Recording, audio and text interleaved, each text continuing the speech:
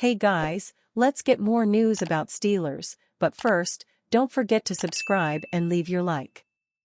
Thank you, Mr. Herbig. Nick Herbig recalls his first formal address from Mike Tomlin, and how it doesn't last. If you didn't know that Nick Herbig is second only to TJ Watt in the NFL in forced fumbles, I wouldn't blame you.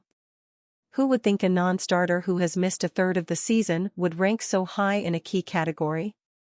But that's the kind of production that earns you honorifics from the likes of Steelers HC Mike Tomlin. He got the Mr. Herbig treatment after his latest, via sack, recovered and returned for a touchdown by Peyton Wilson. And it was a long time coming, although it wasn't Herbig's first. Appearing on the Christian Kuntz podcast, he recalled his saga from little to Mr. and how the margin between the two is thinner than you might think. It started the San Fran game my rookie year. We were playing the Niners and they had George Odom, Herbig recalled, Odom being a celebrated special teamer. He, Mike Tomlin, was like, "That's Mr. Odom to you, Herbig." He called me Little Herbig. I think ever since that it just became its thing with me, Herbig continued. Like, every time he saw me it was 51-foot or Little Herbig or Young Herbig. And then that Seattle game, I gave him the ball after the strip sack. And he said, "Thank you, Mr. Herbig." I said, "Let's go. Let's go." A 2023 fourth-round pick, Nick Herbig had to maximize opportunities behind TJ Watt and Alex Highsmith. On a per-snap basis, he did produce at a high level, with his highlight moment coming against the Seahawks. Midway through the fourth quarter, Herbig got around the edge and dislodged the ball from Geno Smith. He then proceeded to recover the loose ball himself. Unfortunately, the broadcast did not capture the moment he references when he handed Tomlin the ball. Nick Herbig recalls that moment as a pivotal one in his career, a moment in which he blacked out, having had the opportunity to come up big in such a critical moment for his team. That was his first Mr. Herbig, but it wasn't his last. He re-upped on the honor in recent weeks from Tomlin, he confirmed. He did. Yeah. But he was kind of playing with me earlier.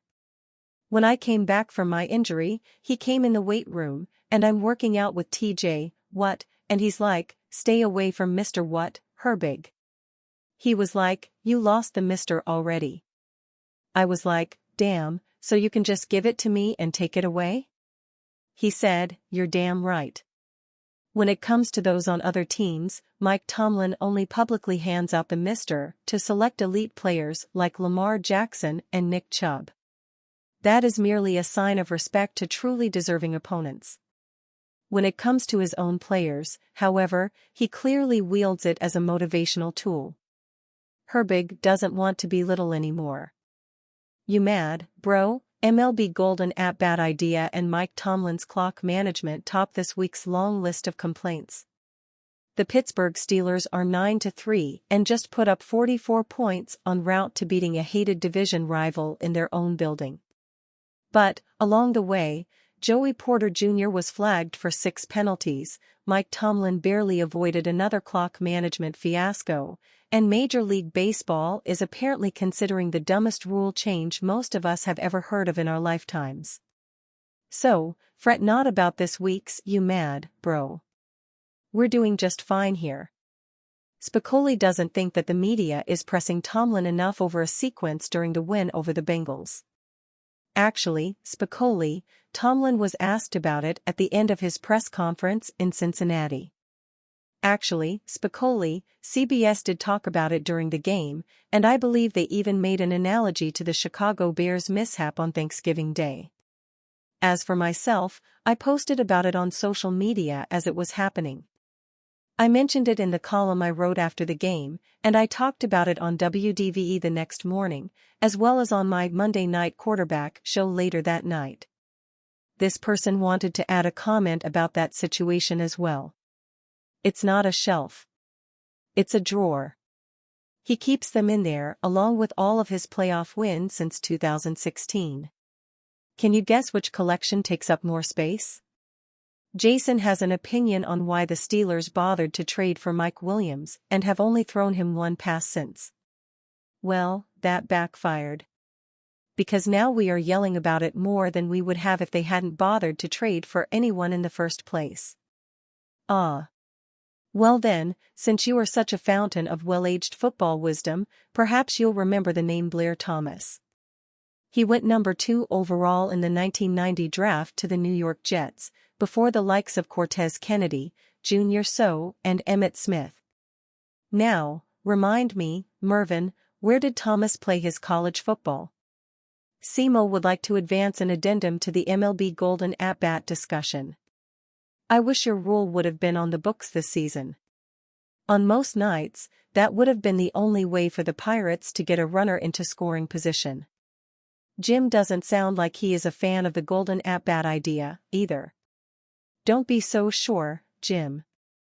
This Golden At-Bat idea may encourage Bob Nutting to keep Andrew McCutchen around for another 10 years. You might be speaking something into existence right now. Finally, on Tuesday's Hard Knocks, Mike Tomlin was spotted eating a bag of Fritos during a film session. During Countdown to Kickoff on Fox Sports Pittsburgh 9:70 a.m., I mentioned that they were flamin' hot Fritos. Apparently, I was grievously mistaken. That's right. Good catch by you. I should have known that. You are right to be critical of my failure in this regard. In my defense, I'm not a big chili cheese Fritos fan. I'm not wild about flamin' hot Cheetos or many other secondary flavor snack products. I'm a traditionalist.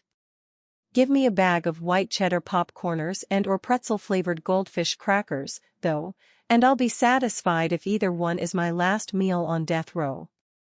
Pittsburgh Steelers host massive former Browns nose tackle for visit. The Pittsburgh Steelers hosted former Cleveland Browns nose tackle Siaki IKA for a workout on Wednesday, according to NFL insider Aaron Wilson. IKA was released by the Browns on October 15 and later signed with the Philadelphia Eagles. He lasted just a week there and was cut on November 20. Pittsburgh does not need a nose tackle, with Montravius Adams returning and Braden Fehoko on their practice squad.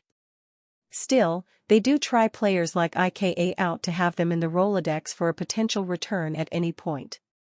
A former third-round pick out of Baylor, IKA was a hyped-up prospect coming into the 2023 NFL Draft.